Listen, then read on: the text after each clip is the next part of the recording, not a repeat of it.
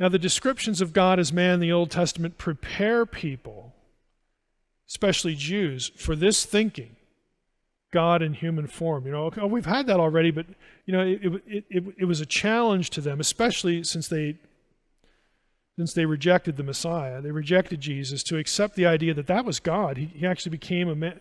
Boy, we're in big trouble here.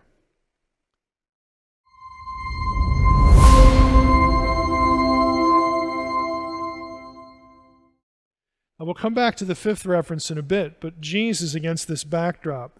We've already alluded to this one. I'm not going to belabor the point. John 1:1, Jesus is the Word of the Lord. And the Word was God. Yep.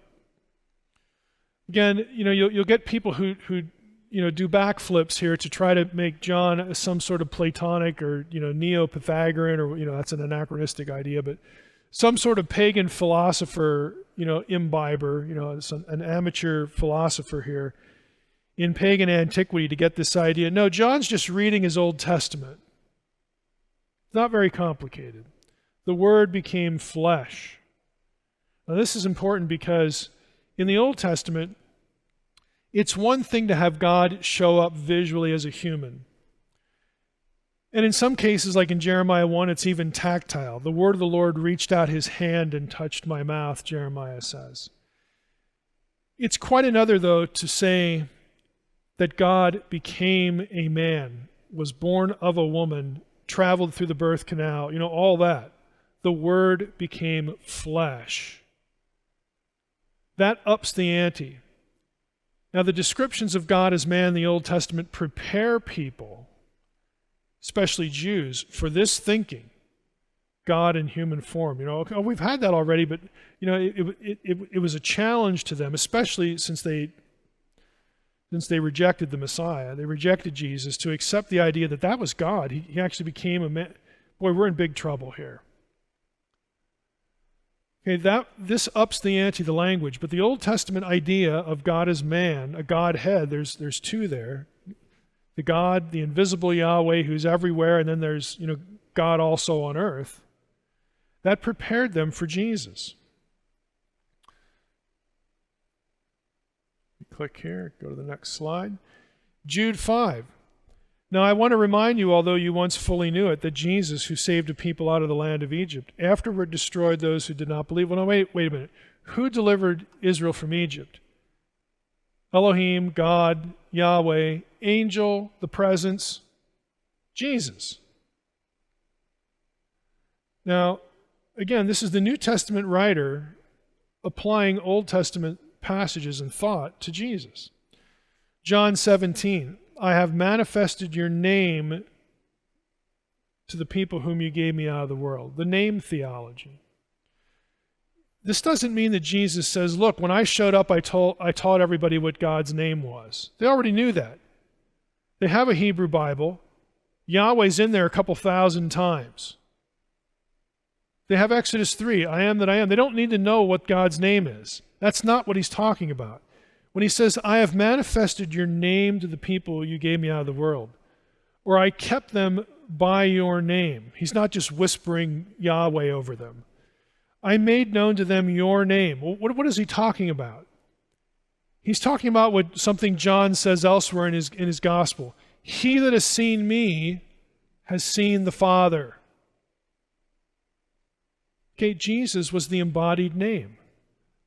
I've shown them who God is by virtue of being here. Okay, I'm the name. Doesn't Jesus say in John chapter 10 that the Father is in me and I am in the Father? Ooh, the Father in me. God, that sounds like a little bit like my name is in that. Again, this is the matrix of ideas. When the gospel writers are writing this and Jesus is saying this, there's a framework already in place for their Jewish listeners to process what's being said.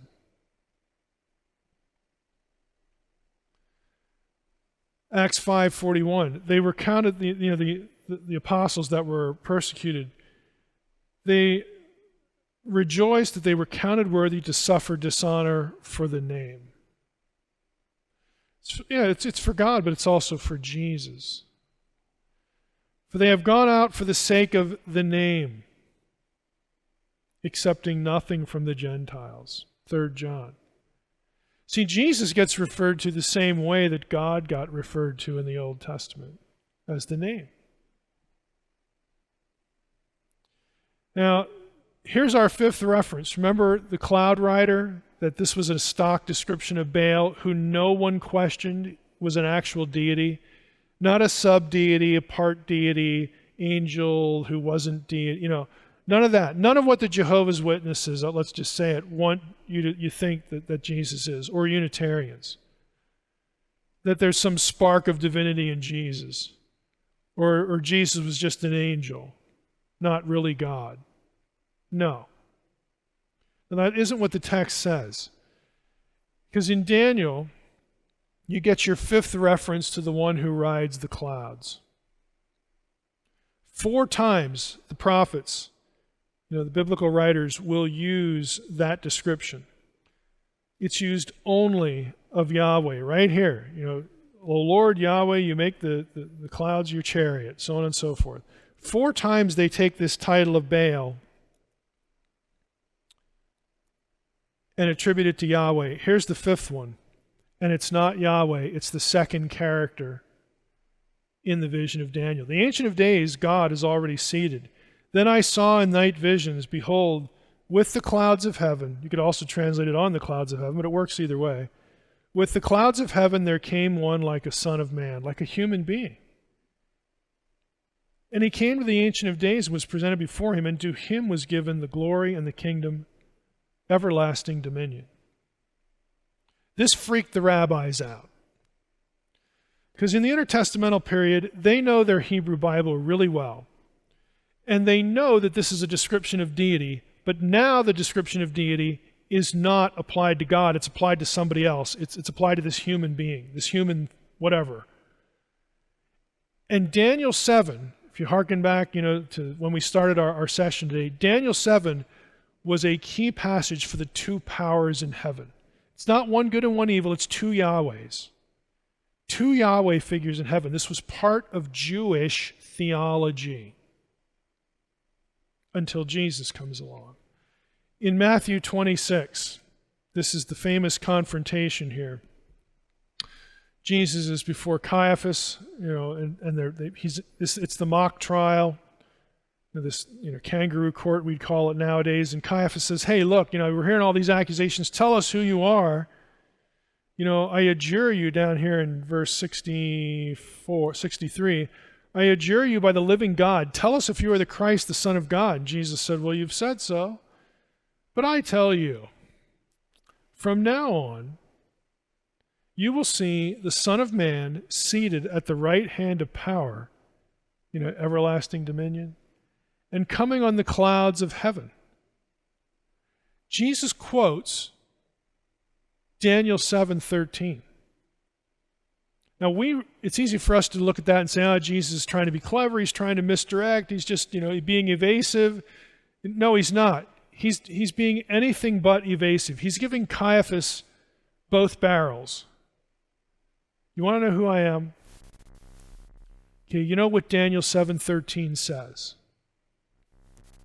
Jesus is saying, I'm the second Yahweh figure. I'm Yahweh as a man. I'm the one who comes on the clouds. I'm the Son of Man. And Caiaphas understands instantly that this is what he's doing, because look at what Caiaphas does and says. Then the high priest tore his robes and said, he has uttered blasphemy. What further witnesses do we need? You have heard his blasphemy, and they sentence him to death because he called himself God. Right there it is. So this is 2 powers in heaven thinking, again, that prepares the Jewish community for what Jesus is going to say and do, and prepares people to listen to the apostles, especially, again, if they're Jews. They reason from the Scriptures about who Jesus was and what he did, why he came, all this. This is a big part of it. And so this is why around 100 AD, back to Siegel's book, because this is where Siegel's book lands, what he shows from his knowledge of rabbinic texts.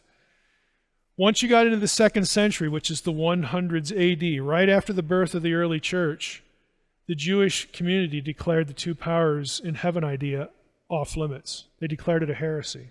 They declared a point of their own theology heresy to protect themselves from Christian apologetics. There's really no other way to say it. This is what they did.